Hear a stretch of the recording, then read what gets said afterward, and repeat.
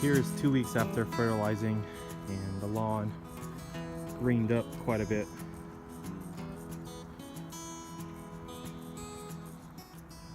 We are still in March, or late March. I'm a little concerned about this area right here because I never thought that I would have a problem of an area being a little too thick, but inside of here, just a lot of moisture just sits right in here. It's really dense, but yeah, it's just looking really good. This is after a couple of weeks of fertilizing. Really woke up the yard, especially because all my neighbors' yards are still brown or just weeds. Let's take a look in the backyard. So I'm gonna mow this morning. A couple of little bare areas that I think I'm just gonna have to tackle in the fall. Here's the backyard. If you look at the last video, it's greened up pretty substantial. Here's my RGS test and my control, and you can look at the video in the link below, and I'll show you what I'm doing with these experiments. But the RGS, you know, I don't know what's in it that made the leaves kind of look kind of funny like that, and see how the control is just standing straight up. But we'll see. We'll continue that experiment.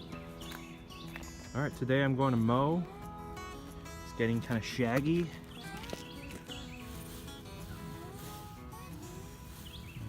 Turf type tall fescue here.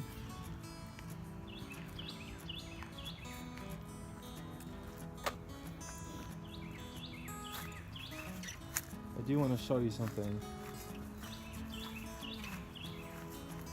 So because of the temperature, it is fall, I'm starting to see a lot of cool season weeds popping up. If I can find one. We have, whenever you see this weed right here, the seed heads, this is Poa, or Poana is another word for it. And this can be a difficult weed to control because it really blends in with tall fescue. And these seed heads right here, you know, when you mow, it just scatters these seeds all over the lawn, and next year they'll germinate. So it's really important that if you start to see this weed, this grassy weed, to at the very least remove the seed heads or uproot it or spray it and to get rid of it. And this can be a little bit difficult with tall fescue because it really blends in and it grows when tall fescue is growing, and so I think the dead giveaway is the seeds. So yeah, it's looking really beautiful. It's really starting to thicken up right here. All right, time to mow.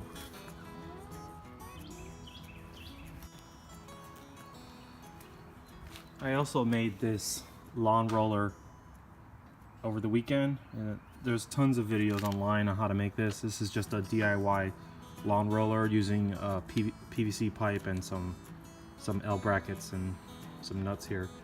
Gonna test it out. I've never striped this yard before, so I'm really excited to see what it does. If it doesn't work out, I'll just have to buy a better roller. But also I don't think the grass is gonna stripe that well.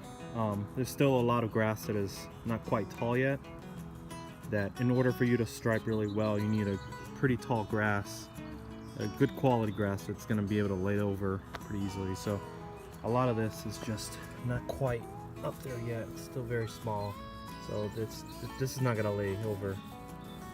So excited to see what striping the yard looks like.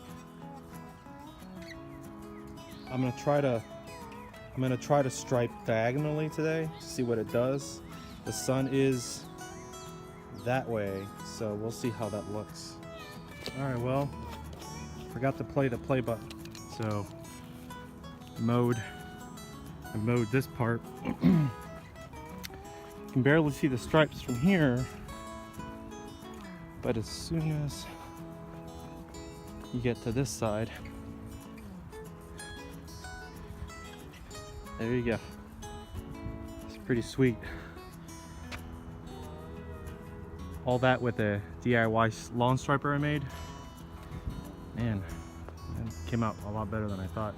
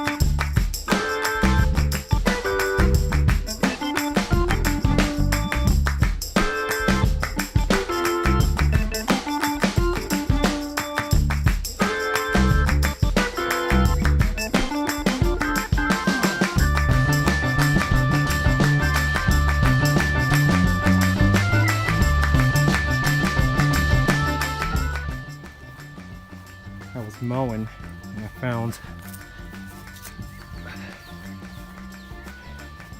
think, is a naked mole. Mole. I did not kill him. He was dead already. Alright, it's a short video. Just wanted to show the progress of the lawn, what it looks like. It's starting to green up, starting to thicken up.